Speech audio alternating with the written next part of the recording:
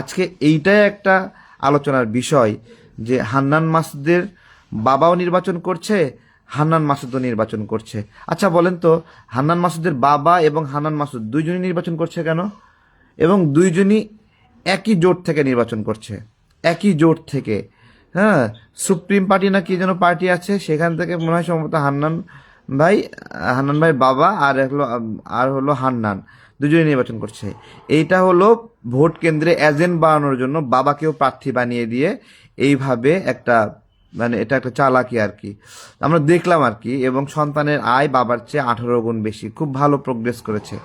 তো ওইটাই জিজ্ঞাসা করছিলাম যে সত্যিকার অর্থে বাংলাদেশে যদি আইনের শাসন থাকে এবং সেই আইন যদি কার্যকর হয়, তাহলে জুলাই গণ অভ্যুত্থান পরে আমাদের সম্মানিত মহান জুলাই, এই জুলাইয়ে আমরা পরিবর্তনের স্বপ্ন দেখেছিলাম। সংস্কারের জন্য মাসের পর মাস আমরা বার্গেইন করেছি, এইদিকে সংস্কারের জন্য বার্গেইন চলেছে, আর বাহিরে সমন্বয়ক নামে চাঁদাবাজি করেছে। ব্যবসা বাণিজ্য, ছোট ছোট উদ্যোগ, স্টার্ট আপ, কেউ এদের হাত থেকে রেহাই পায়।